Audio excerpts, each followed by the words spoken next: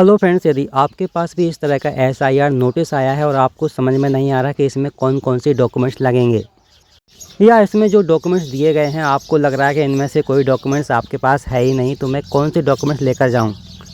जैसा कि इसमें पहला डॉक्यूमेंट्स दिया गया है, किसी केंद्र सरकार, राज्य सरकार, सार्वजनिक क्षेत्र के उपक्रम में नियमित कर्मचारी वेतनभोगी को जारी कोई पहचान पत्र।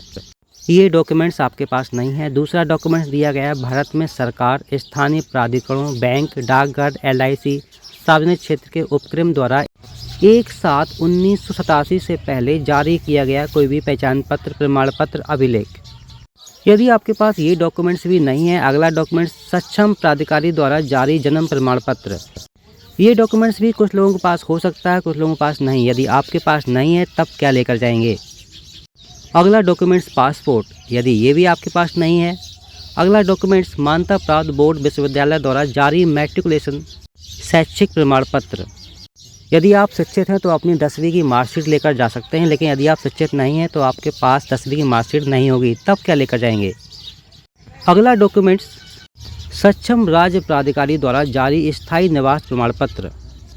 यदि आपके पास ये है तो आप लेकर जा सकते हैं, लेकिन यदि आपके पास नहीं है तो बनवाने में टाइम लगेगा। अगला डॉक्यूमेंट्स वन अधिकार प्रमाण पत्र, ये तो मेरे पास भी नहीं है। आपके पास हो तो आप लेकर जा सकते हैं, और यदि नहीं है तो अगला डॉक्यूमेंट्स सक्षम प्राधिकारी द्वारा जारी ओबीसी, एससी, एसटी या अन्य कोई जाति प्रमाण पत्र। यदि आपके पास कोई जाति प्रमाण पत्र है तो आप उसे लेकर जा सकते हैं। यदि नहीं है तो कास्ट सर्टिफिकेट बनवाने में टाइम लगेगा, तो फिर क्या लेकर जाएं।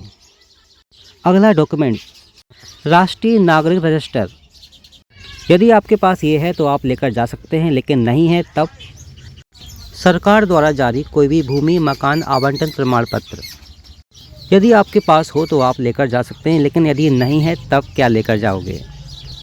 यहाँ पर हमने देखा कि ज़्यादातर डॉक्यूमेंट्स हमारे पास हैं ही नहीं, तो हम कौन से डॉक्यूमेंट्स लेकर जाएं।